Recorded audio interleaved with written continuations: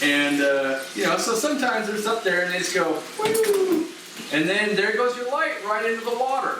You know, and you can see they're so happy to do that. They love knocking lights in the water. So.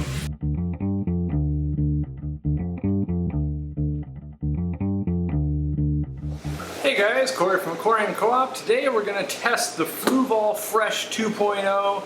It's the highest end freshwater light that Fluval makes. It's got a lot of cool features, stuff like that, but let's go ahead and jump right into it.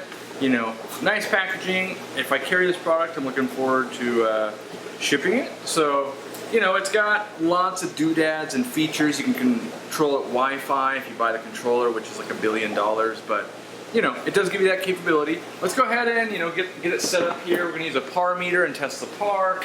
And I'm already got it plugged in, and you know, we'll get it. Oh, I hit it again. But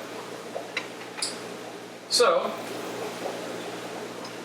there we go. I've got it set up here. I'm gonna go through some features, and you know, make sure you stay tuned because we're gonna abuse the hell out of this thing. So it makes the claim water resistant. We're gonna put that to the test. You know, in fact, right now I'm gonna test it. What happens if I drop this thing in here? So far, so good.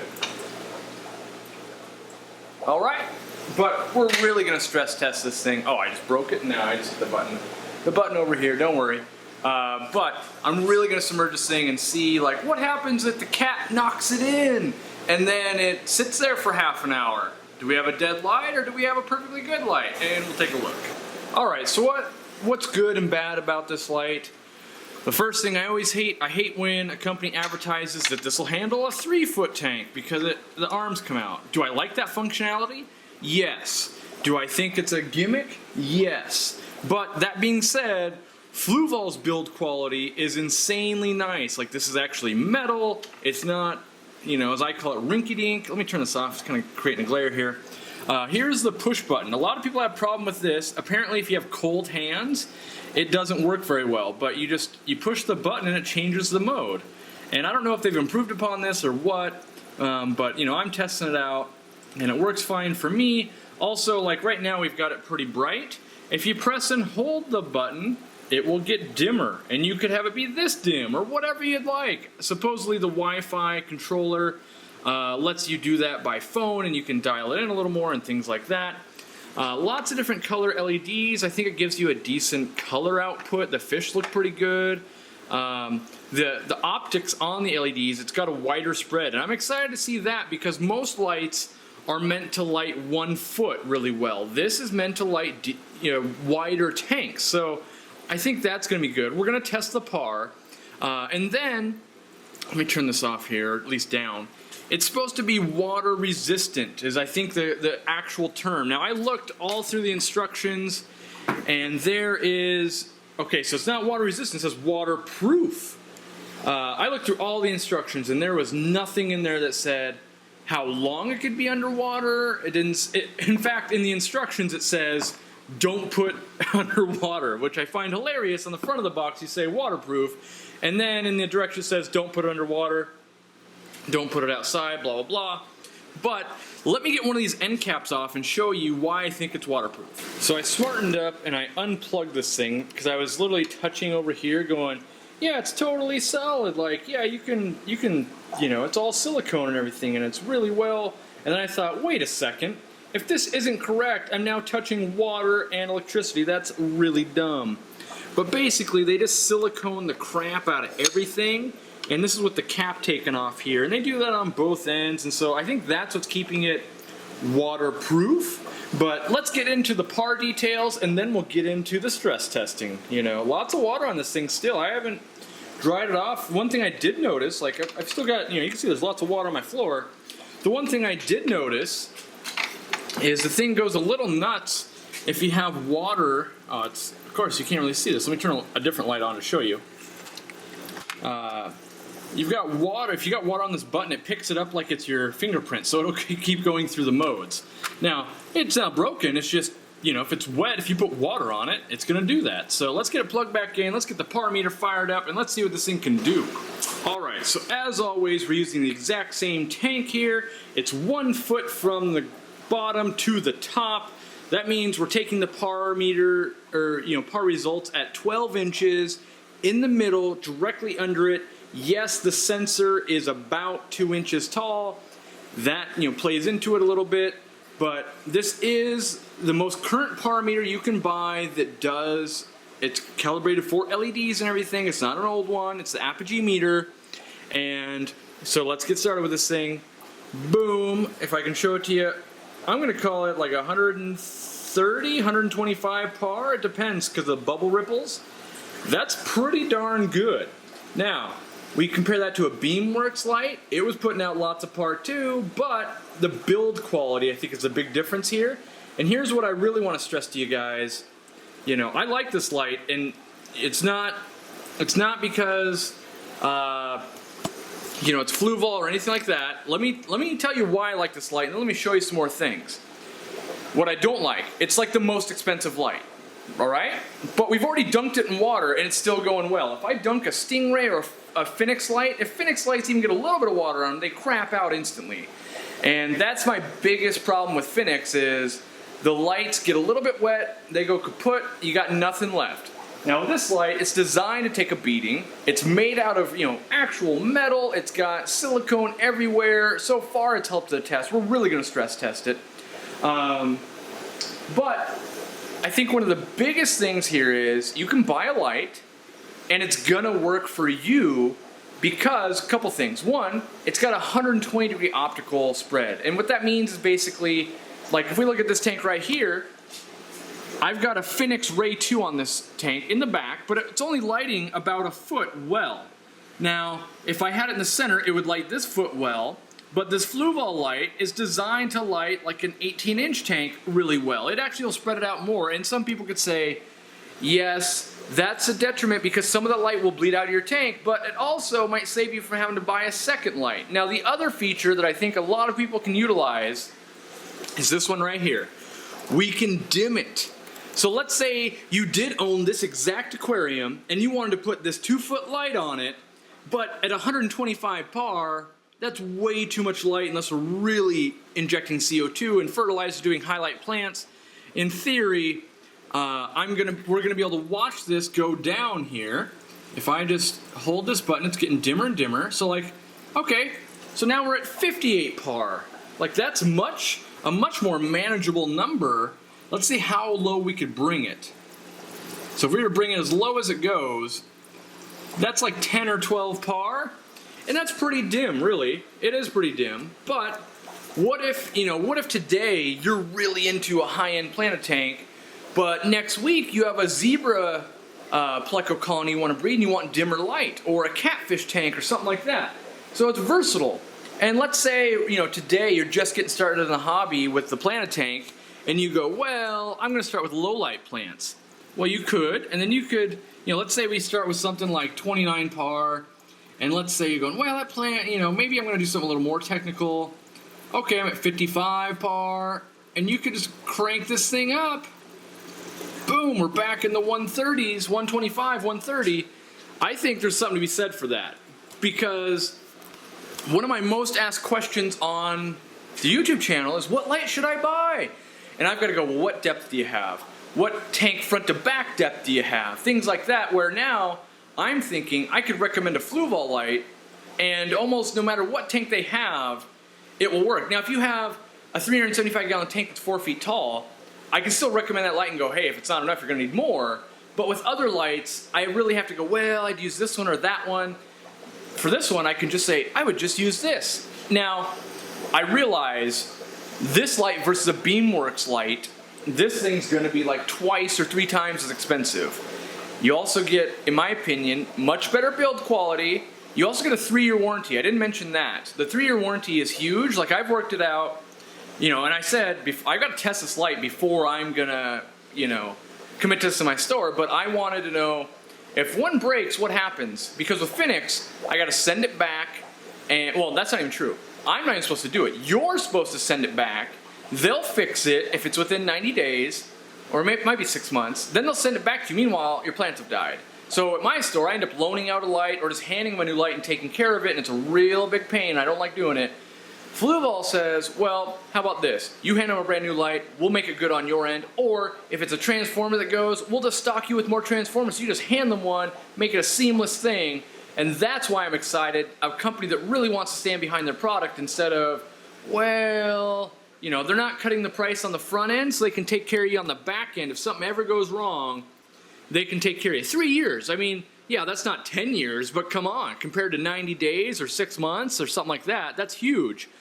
You know, so far, impressed with this light. I believe I'm gonna carry them. So, and I might even do a promo or something like that, so, you know, watch for that. You know, if on the screen it says promo, you know I'm doing a promo. But I like this light. I'm impressed. I'm gonna test other lights too, and we're still gonna stress test this thing. I wanna do that. I wanna know how hardy this thing is, because then I can tell customers, I kept it underwater for an hour, 2 hours, 5 hours, whatever it is, then it broke. But I'm also gonna test this light. This is their lower end light. This one is waterproof. It doesn't, all right, we're gonna test this bad boy too. We're gonna put them both through the stress test, and I'm gonna put both those in the same video. I thought this one wasn't waterproof, so now that I know it is, we're doing both in the same video.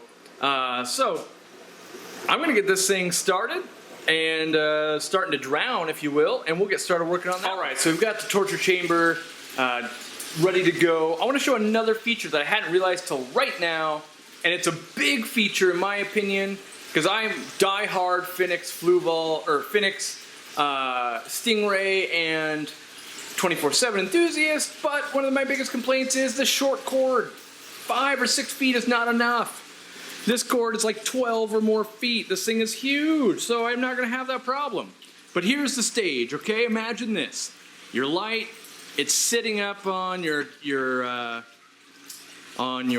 aquarium. Either, you know, whichever it is for your house, it's either you're clumsy, you've got a kid, or you've got a cat and he's on top of the aquarium, and what happens is you're not home, we're gonna pretend you're at work, and we're just gonna go, oh man, it's just, oh, what's happening? It's a cat, it's a cat, it's a kid, it's in the water. So we're just gonna let that sit. We're gonna go film the rest of the other review and see how this thing holds up. Now, I wanna let you know there's no fish in here, so if this thing goes crazy and blows up, no fish will be harmed in here. This is just a tote where I import goldfish and koi and things like that. The filter's still going, auto water change. What I do notice happens when it's underwater here is it tends to change which mode it's in. And I think that's because the water does something with the button. I noticed that when I was playing with it. Let's get in a little deeper. You know, this. We're gonna go for a worst case scenario here. So there it is. It's on the bottom. This thing's like 3 feet deep, right? So it's gonna be maximum damage here if this thing doesn't work. Yes, am I testing this for you guys so that you'll know, like, oh man, it totally broke my expensive light, or man, this thing's bulletproof. So I'm gonna go get the other light set up and ready to go. We're gonna do the PAR test on that. We'll check back in here, and then we might take this thing to the max. Like, does it last an hour? Does it last half an hour? Does it last all day? You know, I don't really want the light to break because I want this light. I like it. So, and I do want to bring up an important point. Both these lights were sent to me for free by Fluval. And there is no contract or anything that says that I have to say they're good lights or anything like that. I would never do that. I never will say I will skew a review based on whether I paid for it or got it for free or anything like that. That being said, I would never have done this test right here underwater if I had paid for it, because I don't want to go, wow, that was awesome. I just lost $200 in lighting with this test. So we're gonna go play with the other one. We're gonna get that other one dropping right in here, and we will see how it goes. All right, so here we are. We've got the, is it Nano Sky? No, it's not Nano Sky, just the Fluval Skylight, I believe. I want to look at the package and make sure, like, even I get confused on this. The Aquasky, it's the Aquasky. So this is the lower light version. Comes with the remote control, it uses 18 watts, which is about half as many watts as the other one. I think this is where Fluval went wrong.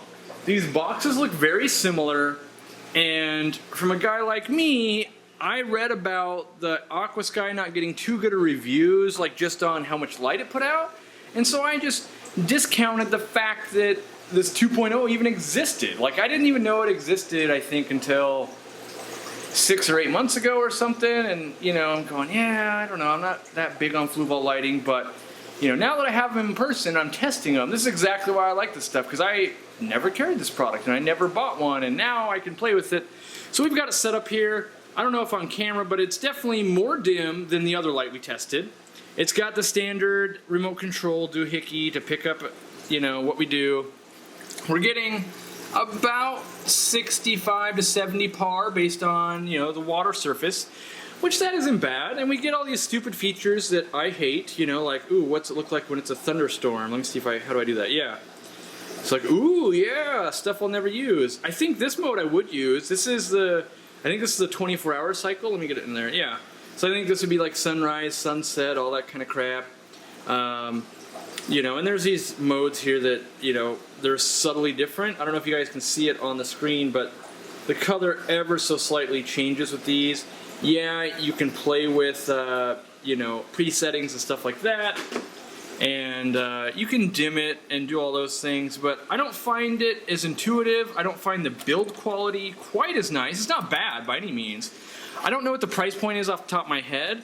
I know it is cheaper than the other one, but as far as I'm concerned, I personally would be buying the other one that we've already talked about before this one, because that one's got such an upper end threshold of high light, and it's more, you know, how often do we go, oh yeah, I'm only ever going to have this tank? No, we end up having 5, 6, 7, 8, 10 tanks. We move stuff around, we get bigger tanks, we want more light, we want to do more things. You know, but this light's not bad. I'm not, you know, unless the price point, and I don't know the price point, is like a Stingray where it's outperforming that, you know, I think it's pretty good.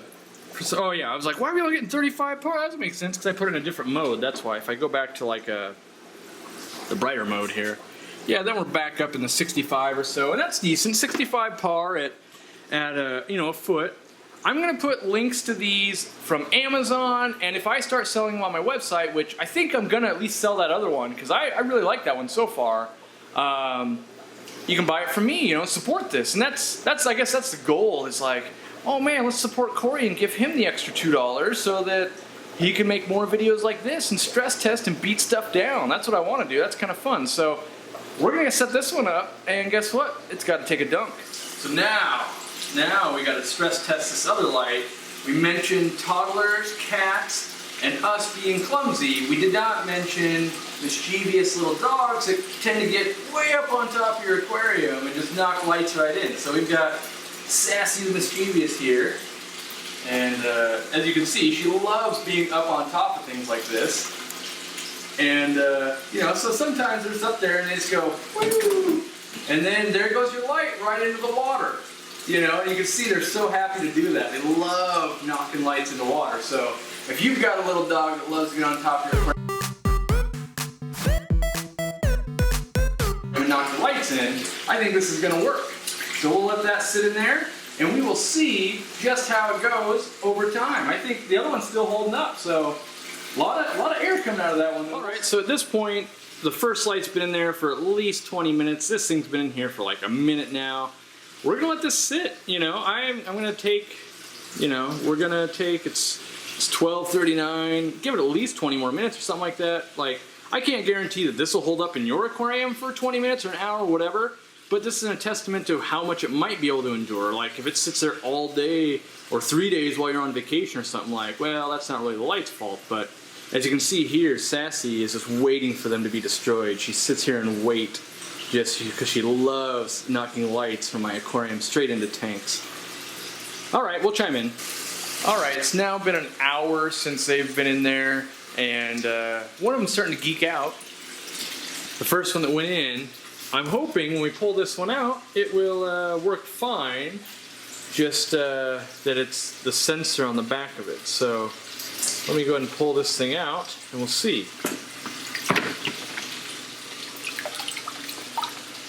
So no water in the actual unit, and the minute I pulled it out, yeah, it stopped doing its geeking thing here. Let me turn this around, let it dry maybe a little bit, but see if it still works.